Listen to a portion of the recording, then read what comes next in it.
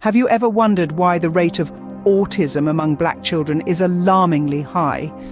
It's a question that's been on many minds lately. The numbers are staggering, with Black children showing a significantly higher rate of autism compared to their peers from other racial groups. This isn't just a statistical blip or a passing trend. It's a serious issue that needs our immediate attention. So, what could be the underlying reasons for this discrepancy? Diving into the facts, we find some rather disturbing statistics. Studies from reputable institutions, such as the Centers for Disease Control and Prevention, reveal an alarming trend.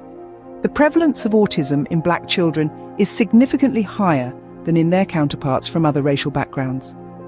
In the United States alone, 1 in 59 children is diagnosed with autism. However, when we look at the Black community, this number jumps to 1 in every 42. That's a staggering 17% higher incidence rate. It's a harsh reality that can't be ignored. But why is this happening? And why is it that Black children are disproportionately affected? To answer these questions, we turn to other studies that have delved deeper into this issue. Research from the University of Pennsylvania School of Nursing indicates that Black children are often diagnosed with autism later than children of other races. This delay in diagnosis can have a profound impact on a child's development, making it more challenging to manage their symptoms and improve their quality of life. Furthermore, studies from the University of California, Davis suggest that socio-economic factors such as access to healthcare, quality of education, and exposure to environmental toxins may contribute to this disparity. Yet despite these findings, there's still a lot we don't know. More research is needed to fully understand why autism is more prevalent in Black children and to develop effective strategies to address this issue. These numbers are more than just statistics. They represent real children, real families grappling with autism. They are a call to action, a plea for greater awareness, understanding and support for those affected by this condition. And that's what we aim to do. Together, we can make a difference. History holds many answers, and this situation is no exception. When we talk about the high rate of autism among Black children, it's essential to peer into the past to understand the roots of this issue. Historically, the Black community has had a complex relationship with the healthcare system. This relationship is fraught with mistrust, often stemming from past injustices. For instance, the Tuskegee syphilis study, conducted in the mid-20th century, is a glaring example. African American men were misled and not given appropriate treatment for syphilis, leading to untold suffering and death. This, among other instances, has sown seeds of mistrust and skepticism towards the healthcare system within the Black community. It's not hard to see why some may be hesitant to seek help or trust diagnoses like autism from healthcare providers. This mistrust can result in delays in diagnosis and treatment, exacerbating the issue at hand. Furthermore, the historical inequities in access to quality healthcare have meant that many Black children do not receive the early intervention services they need. This can result in more severe symptoms and a lower quality of life. Yet, understanding our past is crucial to addressing our present.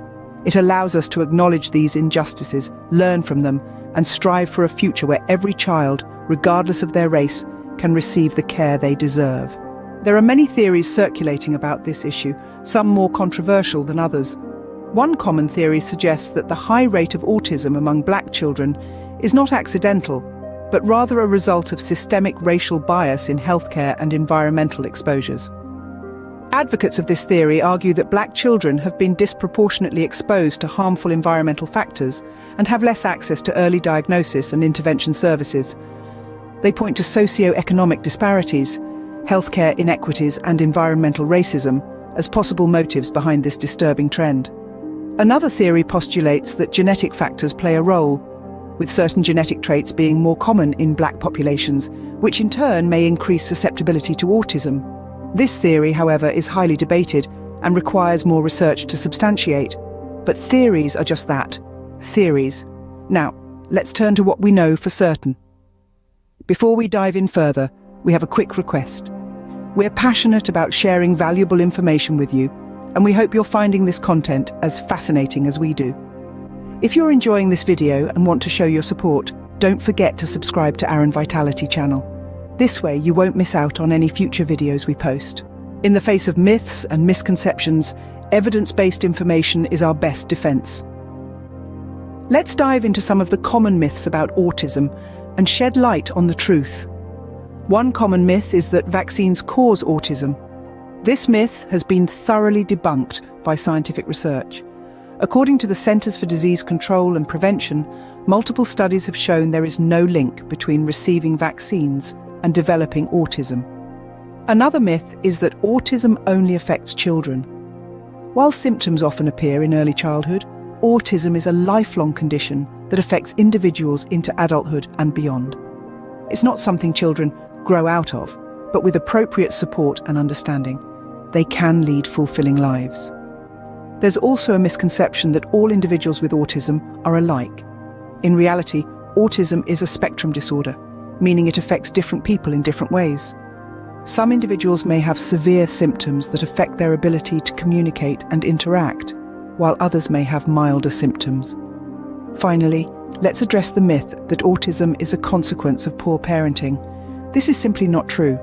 Autism is a neurological condition, and it's not caused by the way a parent raises their child. Informed understanding, not fear, should guide our actions. Let's continue to seek out and share evidence-based information to better understand autism, support those affected by it, and challenge harmful myths and stereotypes. Let's use knowledge as our tool to create a more inclusive and understanding society. Informed understanding, not fear, should guide our actions. So how can we protect and empower our community in the face of these challenges? It begins with education. Knowledge is power, and understanding autism, its signs, symptoms, and possible triggers, is a crucial first step. This isn't just for parents, teachers, or caregivers, but for everyone, friends, neighbors, even the kids themselves. Next, we need to start the conversation. Open dialogue about autism, its impact, and how to support affected individuals is fundamental. The more we talk about it, the less room there is for stigma, prejudice, and misinformation.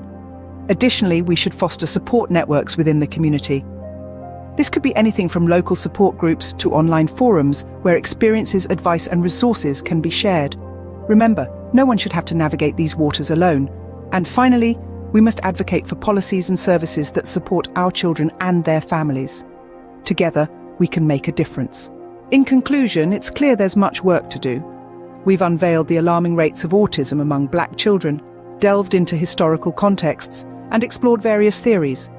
We've debunked common misconceptions and highlighted the importance of evidence-based information. Above all, we've emphasized the power of education, early intervention, and community support in making a difference. Remember, knowledge is power. Together, we can make a difference for Black children living with autism